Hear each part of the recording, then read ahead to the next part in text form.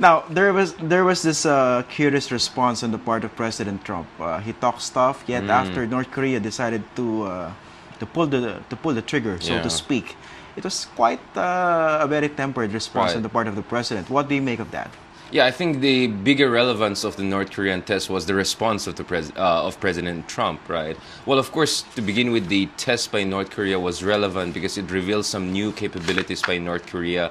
This is still an intermediate range missile system, but it went farther than the previous ones. The previous ones were actually launched from submarines. This one was launched by land, and it went 300 nautical miles farther than the previous one and landed in the Sea of Japan. So that's why Japan was very much affected by this missile test. And it uses also solid fuel rather than liquid fuel systems. So there's some improvements in the technology of North Korea, but two things are important. First of all, this is not an intercontinental ballistic missile, meaning the US is still not within the range of North Korean missile systems. And the second thing is that there's no indication yet that North Korea can miniaturize its nuclear warheads to put in the missile. I mean, it's one thing for you to have a nuclear bomb, it's another thing to have a delivery system.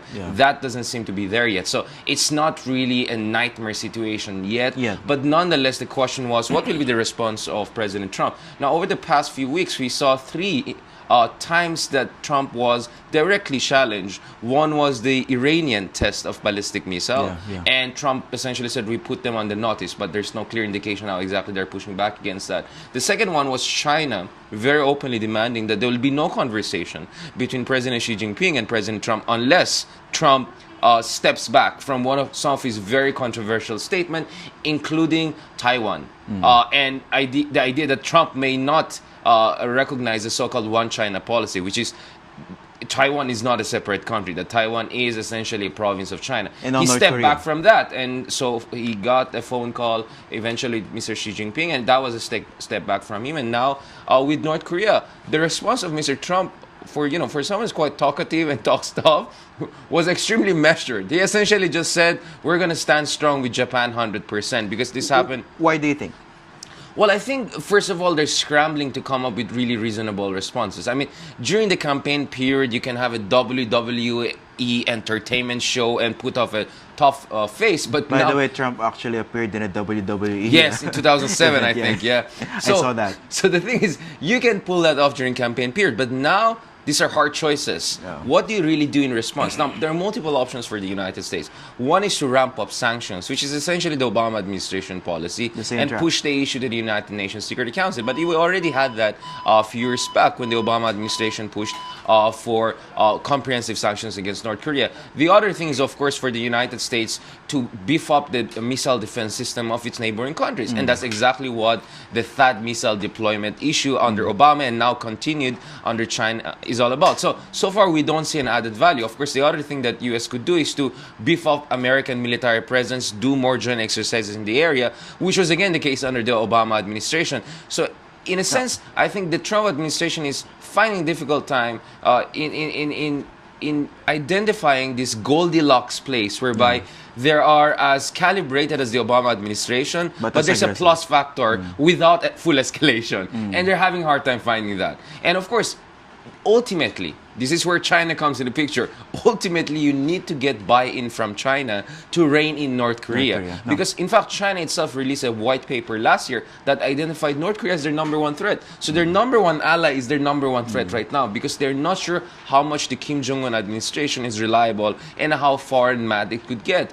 But for China to help the U.S. and North Korea, they will definitely ask for concessions from Trump on other issue. This is the problem they're facing right now. How long do you think Trump can afford to come up with this restraint in terms of response to challenges to how he would run foreign policy by the United States? And how has this particular response when it comes to the missile test by North Korea actually emboldened other enemies of the United States? I mean, this is the problem. It's the catch-22. You talk tough, now it's hard to act on that. So the tendency is for other countries to say, oh, Trump is just all bluster. But in action, there's not much this guy is going to put on the table.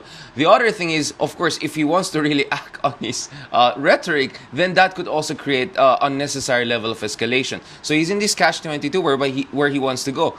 The fact of the matter is that he might end up doing exactly what the Obama administration has been doing. Now, of course, the other thing we have to keep in mind is the internal fights that are going on within the Trump administration. Yeah, the cabinet, yeah. Vicious level of internal politics. So over the past few weeks, we have seen a fight between the so-called Steve Bannon faction, a much more ideological, much more hawkish faction, which is gaining more and more control in terms of shaping American foreign policy. And now, of course, you have Steve Bannon, the campaign manager, also in the National Security Council, parts of the Principals Committee. Then on the other side, you have the so-called more adults, James Mattis, the Secretary of Defense, and Rex Tillerson, the Secretary of State. Now, in a nutshell, all of them are considered as hawks. But by Trump administration standards, Tillerson and James Mattis are considered as relatively more moderate.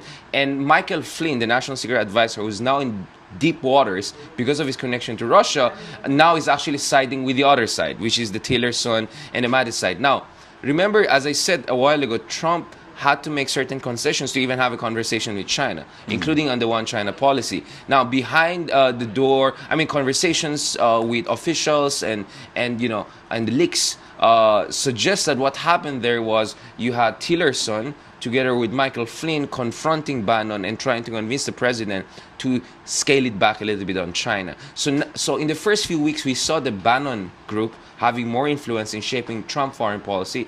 Clearly, that was the case in the Muslim ban, which was eventually overturned by the court. I think when the courts overturned Trump on the Muslim ban, that's where I think Trump realized that he's not the king. He's a president who's bound by certain rules and constitution. And that was a huge setback also for the Bannon group, who were accused of very sloppily handling the situation. So that gave the opening for relatively more adult faction of Michael Flynn and Tillerson and all to come in and try to convince the president to go softer on China, because you need China to get cooperation on other issues, whether it's North Korea, Iran, among others. Now, this test by North Korea was quite telling because it happened during the visit of Japanese Prime Minister Shinzo Abe to the United States.